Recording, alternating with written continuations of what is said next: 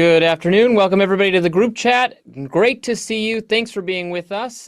We have another fun-filled edition of our show on the two-way platform where our mantra is peace, love, and understanding, and we encourage you to manifest those values in the comment section, in your own commentary, which you can participate in our show by raising your hand. We'll call on you. We'll get your comments, questions, answers, concerns, whatever you feel like discussing. You can comment on the topic of the day, of the news, or whatever motivates you, but let's please keep it civil.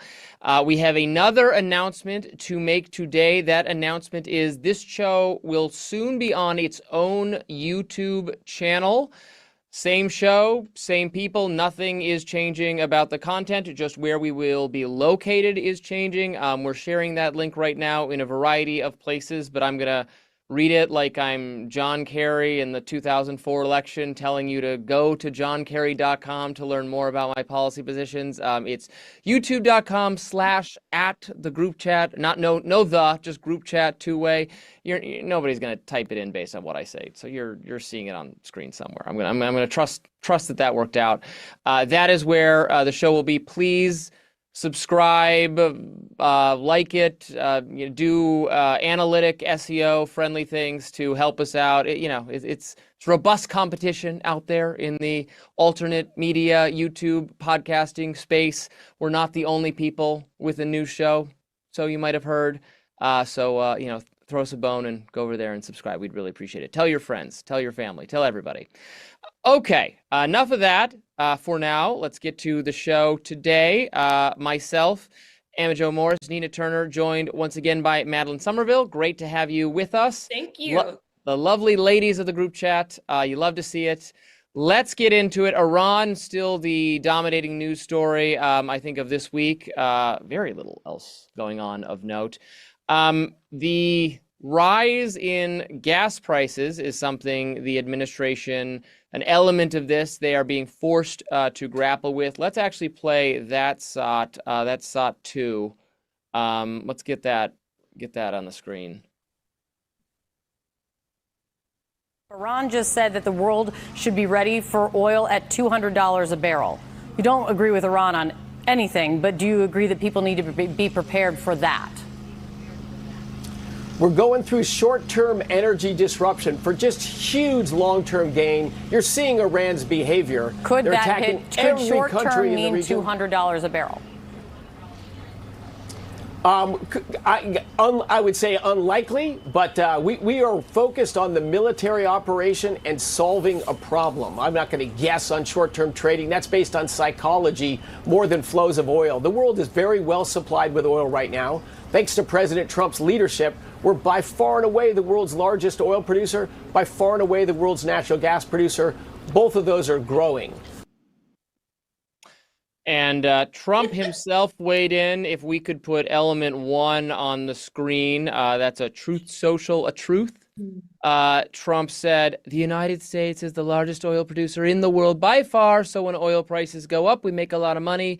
But of far greater interest and importance to me as president is stopping an evil empire, Iran, from having nuclear weapons and destroying the Middle East and indeed the world. I won't ever let that happen. Thank you for your attention to this matter. I do think a reason for these strikes, or the administration has landed on I've criticized them for being all over the place on what the motivation for this was. I now see, with the exception of like Lindsey Graham, who keeps talking about, overthrowing everyone, like war at all times with everyone to overthrow their regimes. It seems to me that the administration is now much more marching to the same beat of the same drum and saying this was about degrading their military capabilities, taking out their ability to attack us or Israel or anyone else, blowing up their ships, not actually about, I think, replacing the regime with someone we really like or that the people of Iran really like, which is going to involve people on the ground. That's not going to, I think that's kind of being ruled out. And this is like Venezuela. It's not replacement of the regime. It's, getting them to play ball. Is that your read on this situation, Emma Jo? To be honest with you, I don't think that we can know. I don't purport to know. because the messaging is shifting. The situation is clearly fluid. I don't think, as is Trump's style, that he wants to commit to some sort of outcome because then that binds him to that commitment, which he doesn't like. He likes to have mobility and agility in his decision making and um, in what he has to work with. So.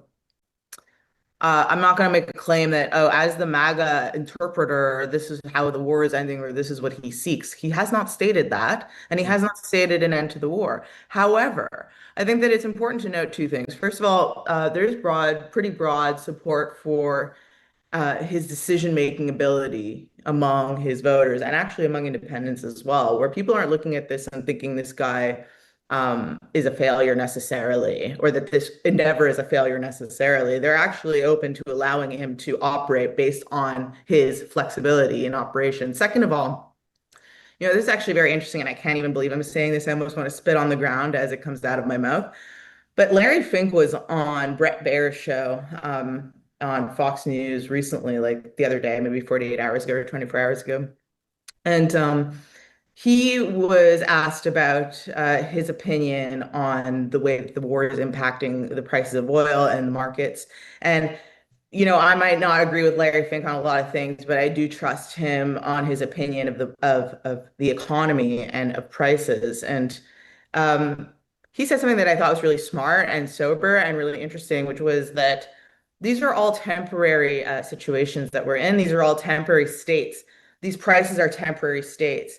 That said, he doesn't base a judgment on a temporary or fleeting state of a price. And the energy secretary actually in the clip that was just played in that thought said basically the same thing, which is this war isn't impacting the amount of supply we have of this product. Therefore, there isn't going to be any permanent impact on the price of it. This is all temporary and transient states of pricing. So you can't say, oh, the economy is going to crash. And honestly, anyone who does say that ends up looking stupid within record time. Like within 24 hours, your take is wrong. So I think that it's important to kind of have that view of like, any catastrophizing that somebody is doing, first of all, it's based on information that's impossible to have, as I previously stated, and B is anchoring itself to something that is going to change within 24 hours to a week. Maddie? Yeah, so I do recognize that whatever happens, it is far in advance of the midterms to where good things could happen before then. Here's what I think is actually happening. This is my crackpot theory, but I think it makes sense. So there are 3 countries that seem like they've completely come out of nowhere, and this is prior to the introduction of Cuba, that our military has been directing its attention at, which would be Venezuela, Greenland, and Iran. What do all these countries have in common, right? The 2 of them are the second and third largest producers of sanctioned oil in the world behind Russia, and the third has the largest untapped mineral mining resources in the world.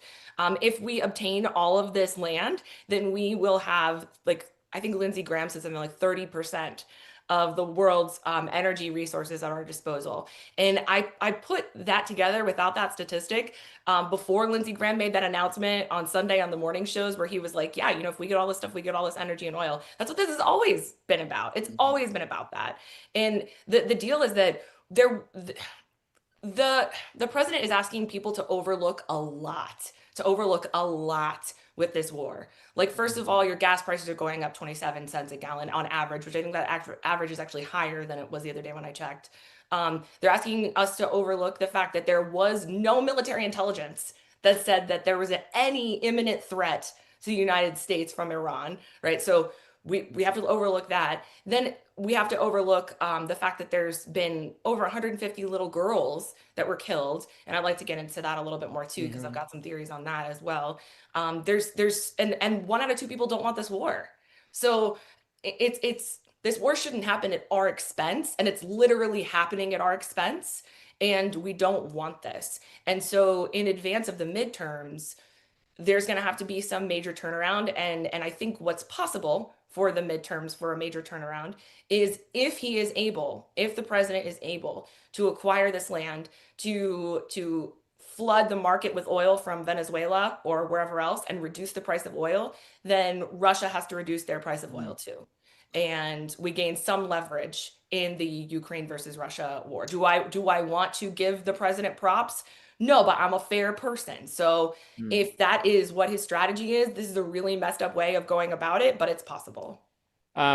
Nina, I would assume you'd maybe want to address the horrific killings of all those girls, which is now pretty well confirmed to, yes, have been the work of the strikes being perpetrated on Iran. There's really not a credible theory for how it could be anything other than that. I saw Senator Kennedy, Republican Kennedy, talking about it on TV the other day and saying that he doesn't see how it could be anything other than responsibility on us, and that it's appalling, and it is appalling. And particularly if we are trying to go forth with some kind of, I don't know how we can have a reasonable expectation of, a pro-US liberal democracy taking hold if it becomes routine that we just killed 100 and 200 people, little girls. Oops, got it wrong. That can't be. I don't think it's fair to call that routine. That was a horrific accident.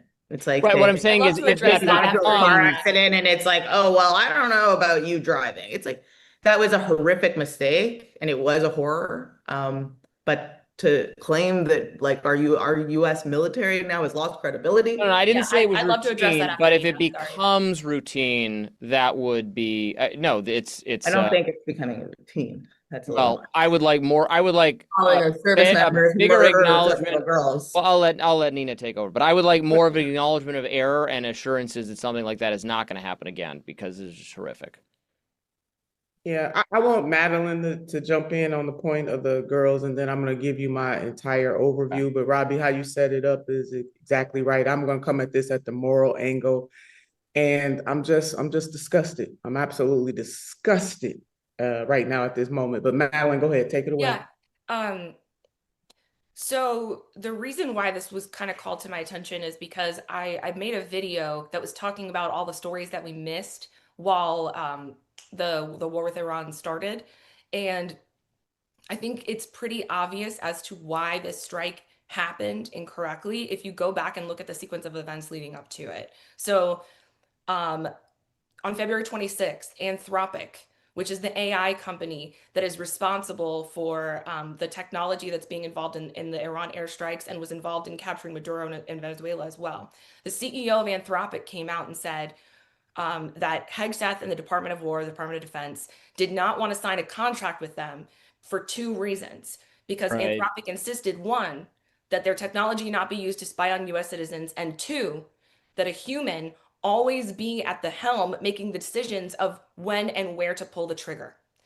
Anthropic data technology is being used to figure out the data that they need for airstrikes in Iran, right? And they specifically, Anthropic said, we're pulling out if a human isn't going to be the one to decide this. Now, let's think about why this airstrike just happened against this school. It was because they got faulty data. They had data from 2013 that said that the location where the girls' school was a military base, but that hadn't been true since I think 2013 or 2016. If a human had taken one look to see what actually was there, it would have been easy to not make this mistake. And so it becomes pretty obvious to me that it very well could be that because that Hegseth and the Department of Defense, Department of War said, you know what, we want fully autonomous AI. That's what you guys won't let us have it. Sam Altman will. So we're just going to go with that. And this is how mistakes like this happen. The Anthropic CEO specifically predicted this would happen, and then it did. I mean, we gotta know. Go ahead. Sorry, I don't know how you even know that. I've never seen that reporting. How I know what? I think that I'm highly skeptical that the Department of Defense relied on a technology that has existed for under 2 years to operate totally autonomously, that So makes zero they sense. refused. They You say it doesn't matter. Yep. No, Madeline is right that there was a dispute over the use of this technology. That is making but a huge leap to yes, say that not that it was necessarily. It's not a huge leap because this anthropic technology is used to find coordinates and targets. It's used to push the button. That is a leap to say that it's being used to analyze target data and executing strikes autonomously. Okay, please let me finish. Right, so it's being used for target data. We agree on that. The point that I'm making is that Anthropic pulled out because Hegseth refused to say that they wouldn't allow it to operate autonomously. They refused to say that they would have a human deciding, and then that's when the CEO walked. Right, but they also said it would take months to unwind it from the military usage. I mean, we don't know. First of all, the military, based on that conversation, that he went ahead and allowed it to autonomously kill people. I am. I'm saying that is something that needs to be looked into. That's a conspiracy theory that you made up just now. Yeah, we don't know. It makes perfect sense. It was a week ago. He said you need a human doing this. Sense all you want. We don't know it was used in that application. Look, we don't know. But it's worth it could looking also into. be the case. I mean, the human human error. Say it as a matter of fact. I didn't. I said I think I know why. You think you know why? We don't know. The AI could be more precise. It could be human error. It could be AI error. They said it was human error, but I think it makes more sense that it was AI because that's how they decided to conduct themselves. I don't know about that. I mean, it would make we're perfect quickly sense. reaching the point where AI makes decisions of this nature with greater accuracy than human beings, which. That's the whole point. I'm not saying that's how it should be. We hit the wrong coordinates. That's the whole point. Right, but it could be. We just simply don't know. We need an investigation to determine what led to this mistake. If a human signed off on it. Look, I mean, I agreed with the CEO that it's. I'm a little. I was troubled by the idea of their pushback being the system should require some kind of human checking. Like, I'm sympathetic to that point of view broadly. Yeah. However, you could.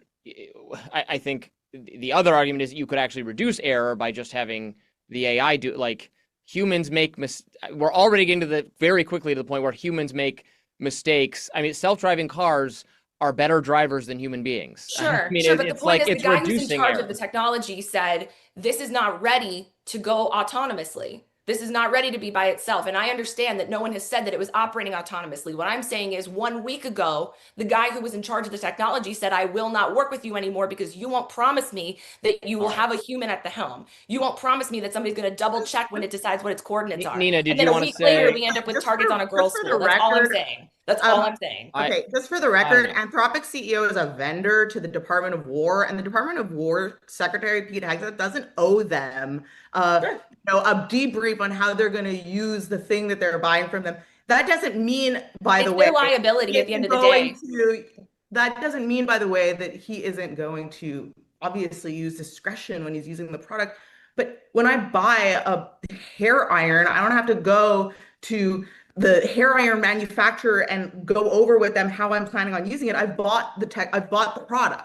And then it's up to me. There's an entire body of litigation that specifically works with products liability. They can put they can put use conditions on it, and then you say, I reject that, and I'm going to. So this was just a mutual parting the ways. Anthropic said you can buy our technology, but only use it this way.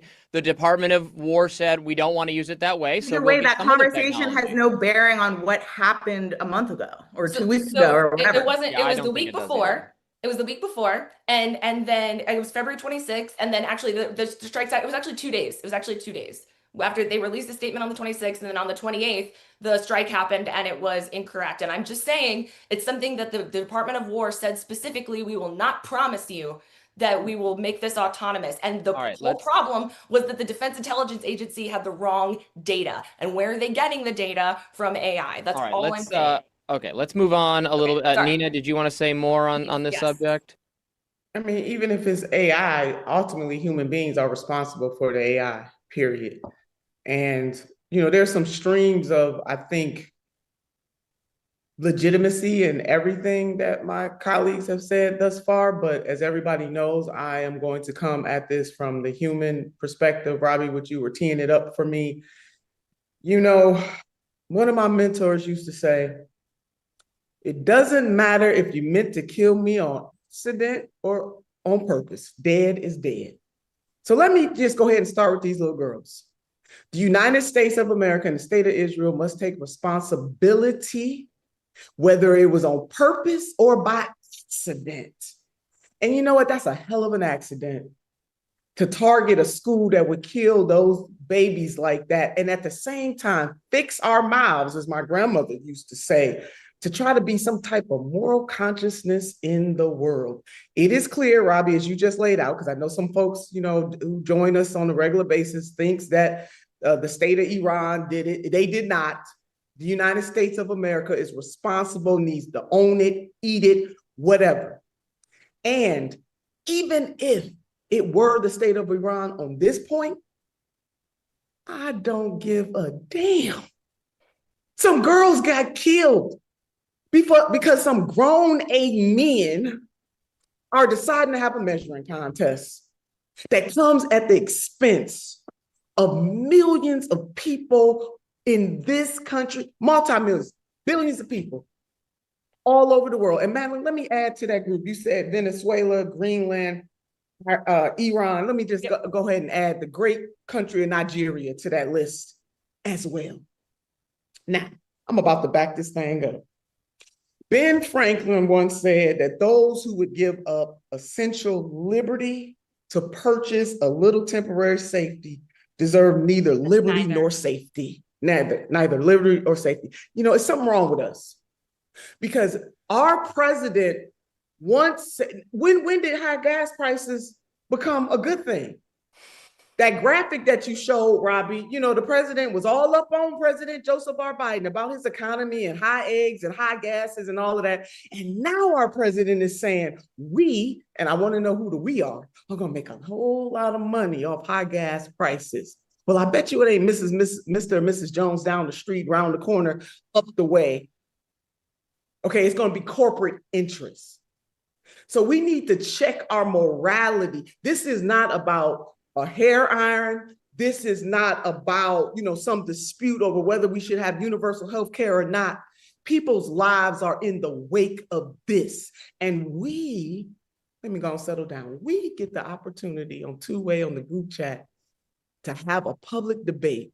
Yeah. While millions of people's lives are at stake. Let me go and give you some numbers. So over 1,300 deaths in Iran and 7 U.S. service members fatalities so far. I'm sure that all those people had people who loved them.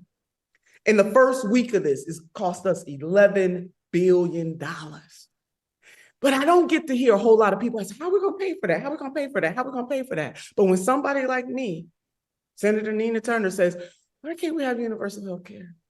Why can't we increase the federal minimum wage?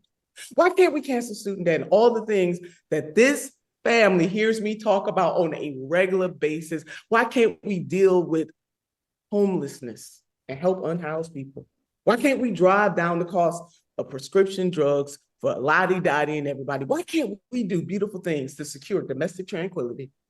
The first thing people ask is, how are we going to pay for it? So Robby, Madeline, and Emma Jo, I'm sick and tired of the foolishness at the hands of politicians who are showing very clearly that they are owned. They are owned by the military industrial complex, and they got us sitting up here spinning our wheels on a hamster wheel, and then contorting ourselves to be able to justify this. You know what? There was a man who identified himself as a Republican on one of the shows I was watching, a truck driver. I don't remember his name. And he said that prices have went up for him on his work side by 67 cents. He also said, I can't afford that. So whether Americans are being squeezed now or squeezed later in terms of gas prices, ultimately, what will be the consequences and repercussions for all of us? Because you got mainly men and some war hawk women who think it is okay to cavalierly make decisions like this. But this is not saying that Iran had the best regime. Absolutely, they did not. But at the same time, we should not easily be drawn into war and then have our president tell us, don't worry about it, by and by, everything is going to be all right. But is the When answer it's to that not. question not that the federal government's first responsibility is to protect the U.S., to protect Americans from harm in a military and law enforcement context? That's the first duty and purpose of the government. Was Iran Keep us safe. That is the imminent threat? legitimate function of the government, is to have a military and to provide for our self-defense. The Iranian regime has funded terrorist groups that have attacked our allies all over the globe and continue to do so, and their capacity to do so has now been utterly decimated. I think that's the selling point. If I'm trying to say what good has this done, now Americans and our friends are less likely to come under serious attack because we have blown up the people who funded the killers. Serious attacks, because I would argue this makes us more vulnerable. The attacks perpetrated by Hamas, the Houthis, Hezbollah, the groups that Iran funds to harm the America and its friends, and that is I mean, that's how I would sell it if I was super interested in this intervention, which I'm not interested in because it was not voted on by Congress. But if I was trying to get Congress to vote on it, that's what I would say. This is a regime that is seeking nuclear weapons, that funds terrorists, and is not negotiating with us in good faith anymore. We're not going to do a regime. I don't think we're going to do it. Maybe Emma Jo feels differently. I don't think we are going to do a ground occupation or replacement of the regime. I think what just happened in Venezuela with this week, the administration legitimized the rule of Delcy Rodriguez. That suggests to me that we will be satisfied with someone who is still ostensibly not friendly to the West and not democratically arrived at being the ultimate power there. We have to be realistic, but that we have utterly eviscerated their ability to make war. But Robby, doing regime change and upsetting the status of other people's sovereign nation, that's the way to get democracy and peace in the world. That's the way. I'm not sure getting democracy and peace in Iran is really on the table. That there's what's on the table? Was that ever a goal? What's on the table?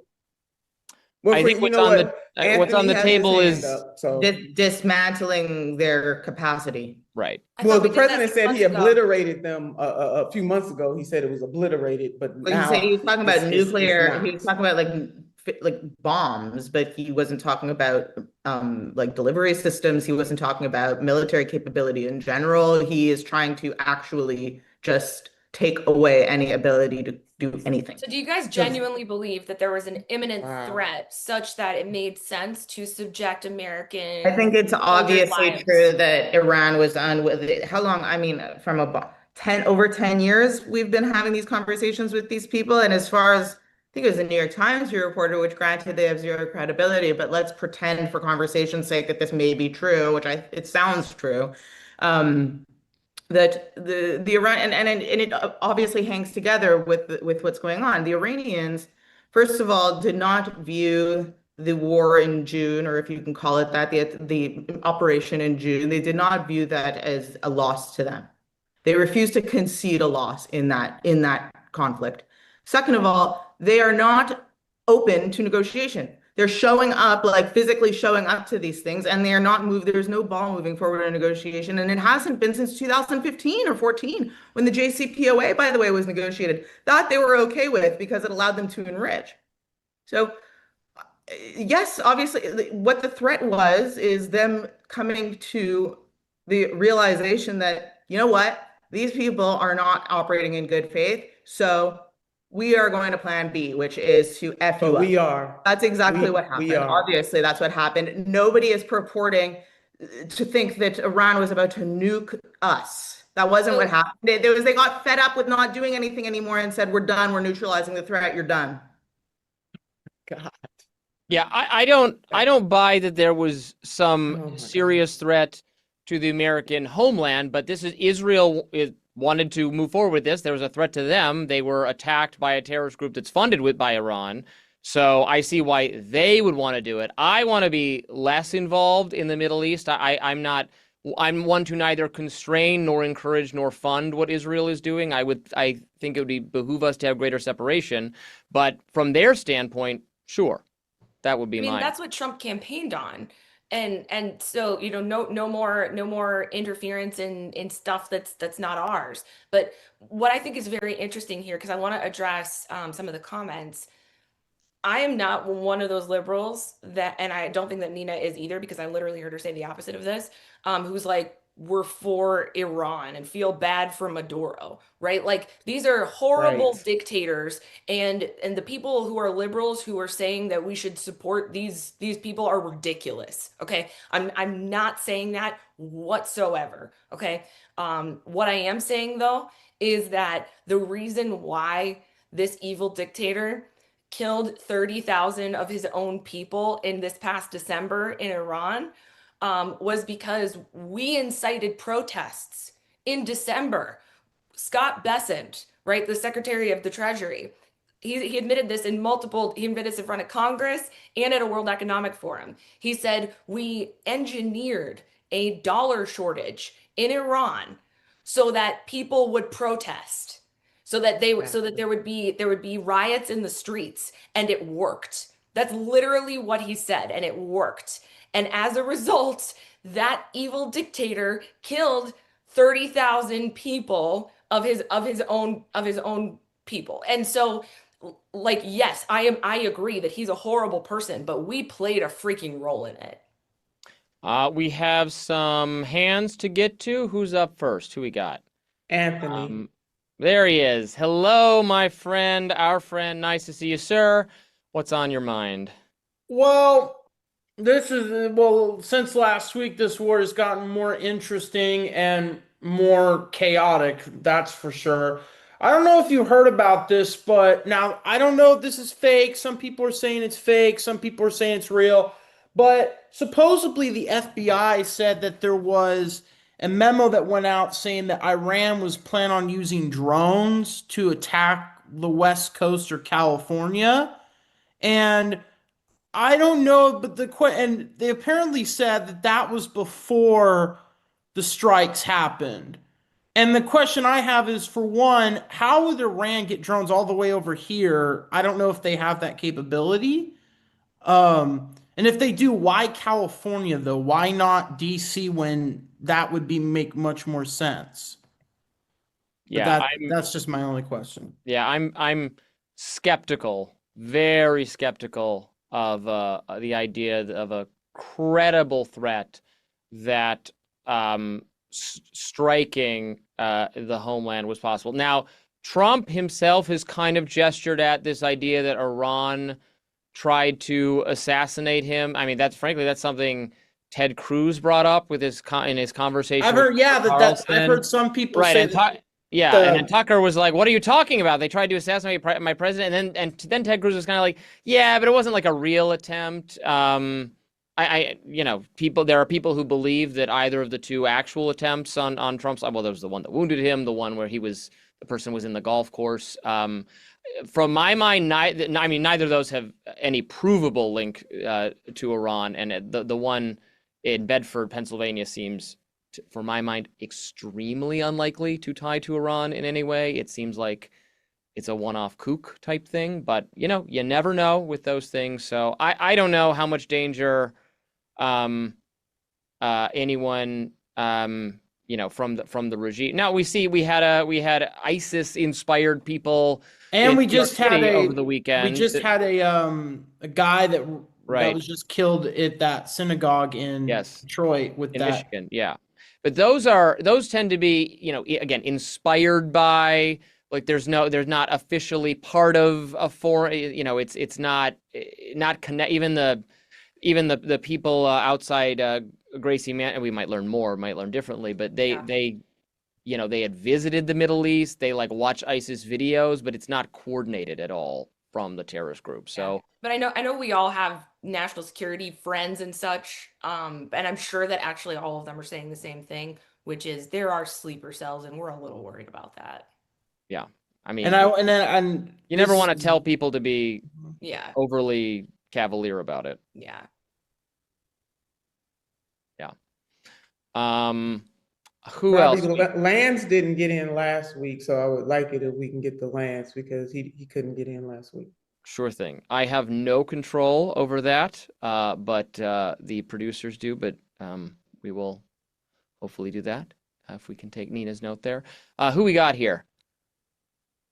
Yakov. Yakov, thanks for being with us. What's on your Hi. mind? Madeline, what percentage of the Iranian rial dropped since the Iran regime took over? What It was percentage of reduced to almost what? nothing. Yeah, the Iranian rial dropped 90% since the regime took over. So to say that America made Iran's currency go down, it went down 90% since 1978. That might be true, but Scott Besson specifically said we did this on purpose. Like I have a video that's on my Instagram right now where it's a video of him, and you can look it up. He said it to Congress. He said it at the World Economic Forum. We engineered this so that people would riot in the streets. But it's going on before Scott Bessent even came into power. It No, went I'm 90% I down. understand that it was already reduced to very low, but I'm saying they specifically reduced it to even lower than that so that this would happen. And he said that he did that and it worked. Okay, second point. So we all agreed that the whole issue of the Strait of Hormuz is choking up the world oil market. And how is Iran doing it? Through little drones, right? Now imagine Iran has Go ahead. thousands of rockets and a nuclear program instead of drones. That is the reason we went to war. Iran is holding the world hostage with drones, and they could have been holding the world hostage with tens of thousands of rockets and with a nuclear power. And Nina, this is for you, man. You're driving me crazy. All right, let's keep it civil. You want to respond to that? I'm Nina? very civil. I just love you. You didn't do it last week. I did this week. No, I appreciate it. Hey, let's everybody take out some papers and throw them, baby. Ain't nobody gonna die from that though. So I'm with you, brother. I'm vibing with you. Let's go. Let's go. Let's go, baby. Let's go. We do have Lance up next. There you go. Nice to see you, sir. What's on your mind? Right. Okay, so I am muted now. So I'm not throwing this pill, well, these papers away that I have to get rid of the income tax. Definitely loved your conversation a couple of weeks ago. Well, let's get rid of the income tax. I'm with you there. Is that what we're Yeah. doing? Abolish that straight away. First thing I do. Gone, baby, gone. Continue. Yeah, but I appreciate you not really giving into well, you holding your ground on that position. I also have some there's so much going on, but I appreciated that. And also when it comes to Gavin Newsom, like, no, personally, no. And I didn't, I'm somebody who will protest vote. No. And he, that's just what that's what I have to say in regards to that. I did not like Kamala Harris either. I think that the left in America does not have a plan, or either that or it's it's overly it behaves like an ideologue, for lack of better terms. Miss Nina, I do owe you an apology. I'll give you an apology. Miss Turner. Oh, would you prefer Miss Nina or Miss Turner? The honorable. Honorable. You're fine. Yeah, but the honorable, yeah. The honorable Miss Turner. I would say that I would say that I probably didn't mean that about when I was talking about last time was on when I was talking about liberal progressivism and progressive liberals. I did not mean what I was specifically referring to was specifically people trying to take away my freedom of speech. And that's more or less what I'm talking about. I'm not talking about the economic Bill of Rights, even though I do think that I do have, I would say, objections to that, because, well, what about government sanctioned monopolies or stuff like that, or places where there is only one utility, or and it's privately owned or whatever, and it's actually performing a good service, and the government's not in the best position to handle it.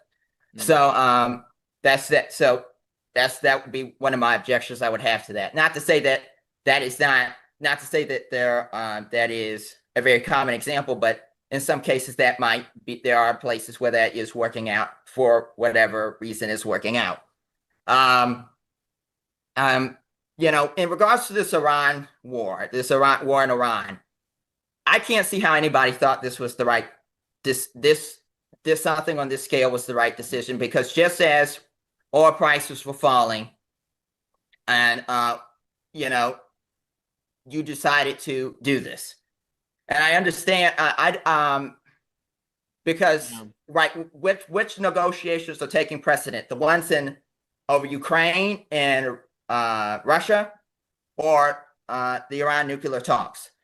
That's a good question, actually. We don't hear that much about Russia and Ukraine in media coverage. Obviously, just because nobody's talking about it doesn't mean important things aren't taking place in that conflict. I, for one, I actually changed my mind just a little bit with respect to that conflict. I was very aligned with the MAGA non-interventionist faction in terms of, like, look, while it's far from ideal, I wish the country had not gotten invaded. Zelensky is unrealistic about the prospects for winning this war, and is need to do a negotiation that results in them losing part of Ukraine. That's unfortunate, but that's what's going to it's going to take that to stop people getting killed. But Trump really tried to negotiate with Vladimir Putin, and I think it became a little bit clearer over time, or clearer to me. Maybe some people will say, I knew all along, that he just has no interest in good faith negotiation. Like Zelensky, ever since the "you don't have it in the cards" meeting, did move his position a little bit, and it did not stop Russia from continuing the war. So I'm not really sure what more Trump can possibly do, or what more Zelensky can agree to give up, short of the entire country falling to Russia. So I changed my mind on that one. I don't know if anybody has thoughts on what's currently going on. Trump, that you can appreciate about him is that he actually doesn't moralize or care about the morality of various leaders around the world. He just treats them as what they are, which is counterparts that he has to deal with. Right. He doesn't really care. It's not his business, and he conducts himself that way, which is like what you saw with Kim Jong-un. It's like, I don't think he clearly doesn't relate to Kim Jong-un in a deep way, or in any way, probably. He sees an opportunity to potentially vibe and walk this guy off the ledge, and that's what his primary interest is doing. Is like, just like, can we chill? And then if you show an incapacity to chill, then right, there's the alternative. You get the alternative Trump, which is not chill. Right. That's clearly what's going on in Iran. And he's been trying to negotiate and been talking about, and frankly, on Trump standards, begging through the last administration and at the beginning of this administration, please, be just chill. Be cool. And he was showing Kim Jong-un, I think, as a gesture to these guys. And you see it with Putin too, where he hasn't decided that Putin is a lost cause. So these conversations are continuing, but he does try to his very best before he decides that you're a lost cause. And we see that with all of these people that were never regarded as worth respect by US presidents. Mm-hmm. You could say what you want about that, or the relativism that is required to have an attitude like Trump's, but at the end of the day, he's like, I don't care. I'm trying to minimize death. But then once we reach a point where I've hit a wall with you, it's a different calculation. It's not ideological. Emma Jo, do you think that same calculation? Listen, I tend to lean on what you're saying to that regard, but it is his ability to say, hey, chill, based on whether or not that nation has nuclear weapons. In other words, his patience with such leaders and not leaping out there to attack them, does the country's ability to launch nuclear weapons have anything to do with his level of patience with them? Well, with obviously, those yeah, leaders? he's doing a threat. Yeah, I Okay. think it does. I think it's a threat assessment. It's not Okay. like who can I go out for dinner with. Fair enough. Fair enough. Fair enough. Sure. Yeah, that's right. That's just a function of the, political realities we live in, is that once you have, like, it'd be better if Russia and China didn't have nuclear weapons, but they do. So we have to deal with them. And so do we. But it And just we do too, right? it proves the better point, though, that to be able to leverage a geopolitical calculation on nations that don't have nuclear weapons and force them towards your will, that's more of it versus some I'm just gonna give these leaders an opportunity to do the right thing, and if they don't do the right thing, I'm gonna come at them a mere I think it's both. I think it's both. Obviously, listen, it's both. I think it's both. Well, I just want us to admit and those that. other two nations are doing that too, right? They're trying to get their way, and it would be nice. I mean, ideally, I would like a lot of nations in the world to just be not under anyone's spell, really, but I'm sure as hell not going to have them under China's spell, if that's the alternative. And it's also if you have a military like Russia's or like China's, you obviously have less leverage. Let's be rational. Well, I mean, I just want us to be honest about what's happening in the world. That's all. So I appreciate it. I really want to. No, I think clarity is beautiful. Leverage is present. That doesn't make it bad faith. We got another hand up. Andrej, there he is. Thank you for being with us. What's on your mind?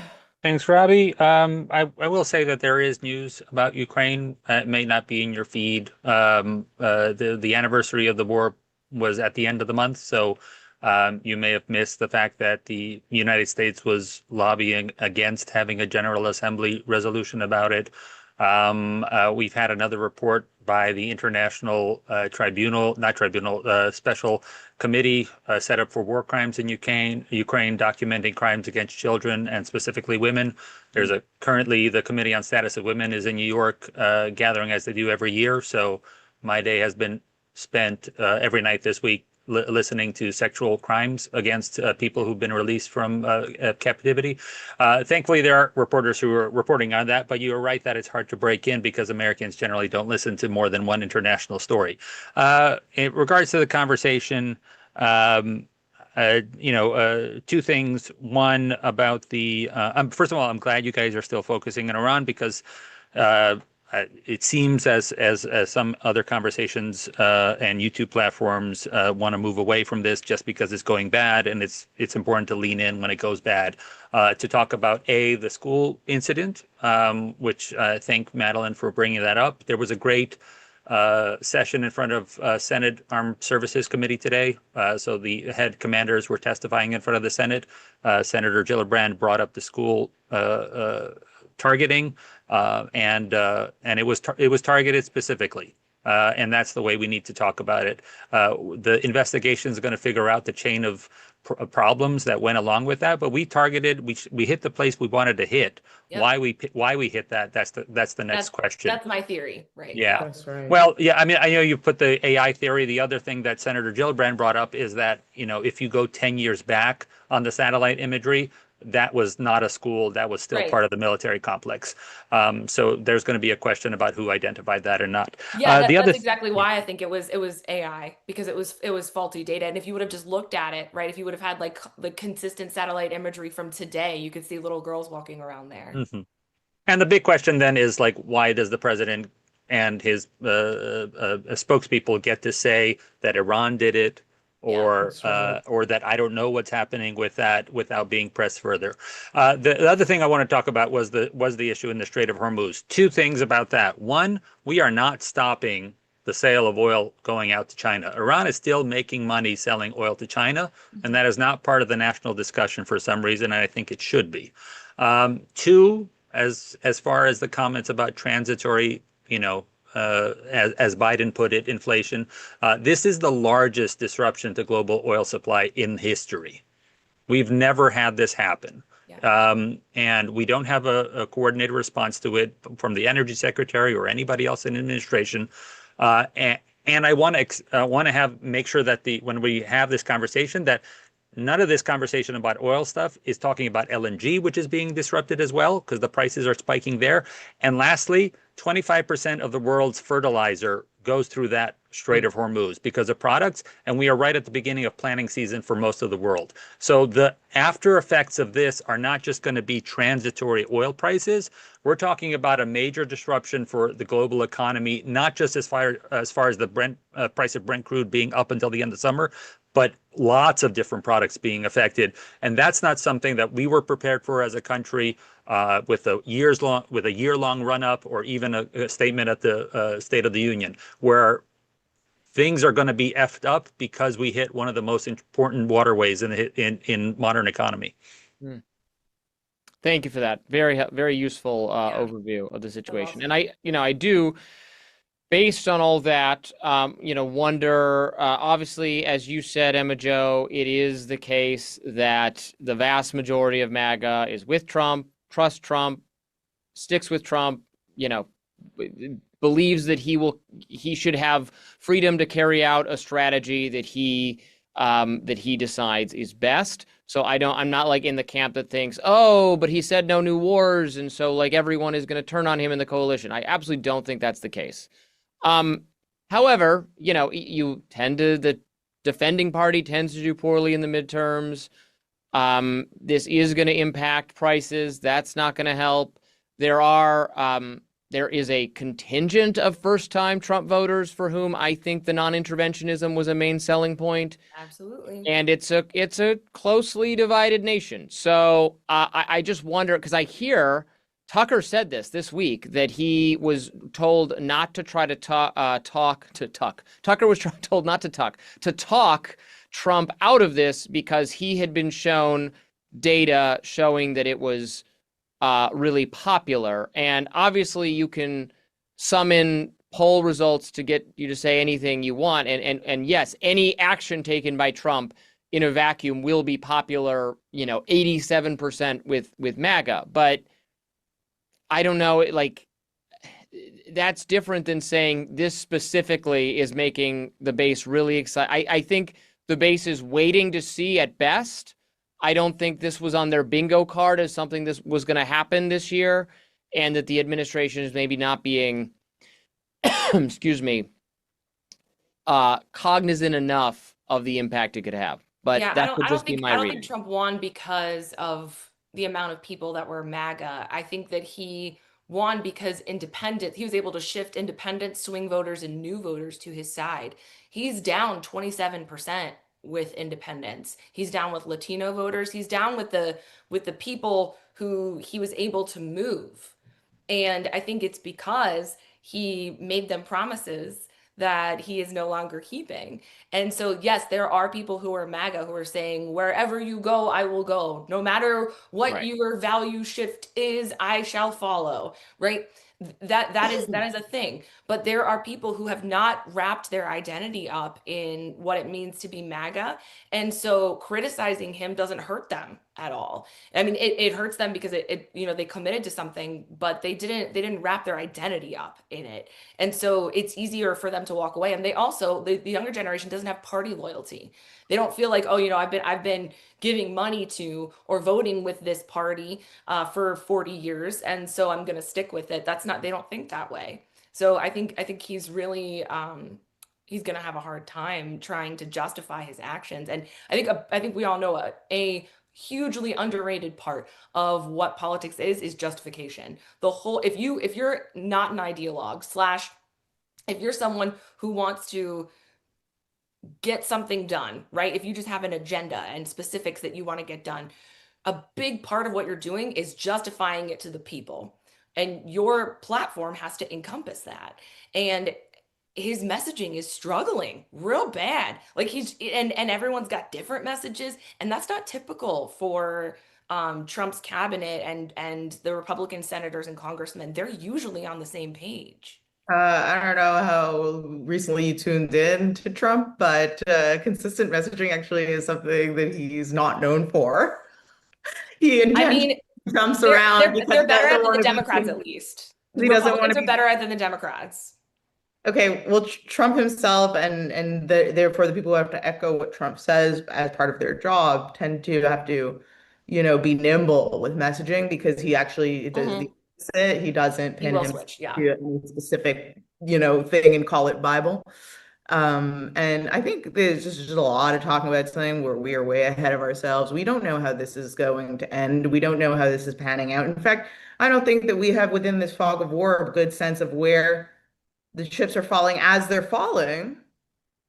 And based on what we can discern, and based on the amount of damage that has been inflicted on the enemy, which was apparently a part of the goal, right, is to inflict damage on the opponent in the war. We have done massive damage and done it at relatively small expense. Um, so I think that this is a lot of hypothesizing about the future that is based on nothing. We don't know. We don't know how it's going to end. We don't know when it's going to end. That's what I kind of said at the top. It's like, okay, yeah, maybe this will be the thing that gets him, or it won't. We can fit in one quick additional question from or comment from Colleen, who we love. Oh. Nice to see you. Hi guys, how are you? Hi, gotta make it quick. What's on Yeah, your very mind? quick. I was just going to say, I was going to echo what Emma said.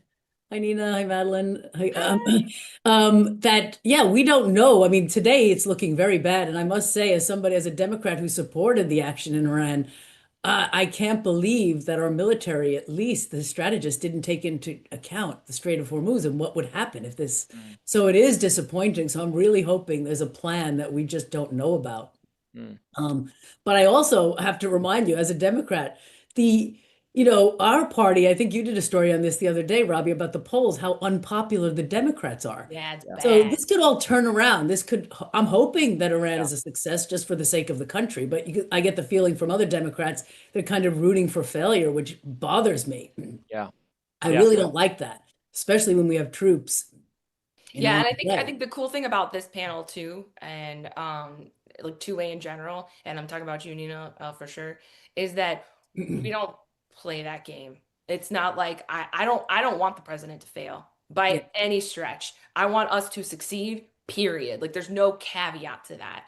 And people who just want him to fail so they can point at him and say, I told you so, like we're not on the same team. We don't want the Yeah. same things. Well, there They are a want lot a of mic Very drop well Democrats and we said. want and that success for indicate, everyone. yeah.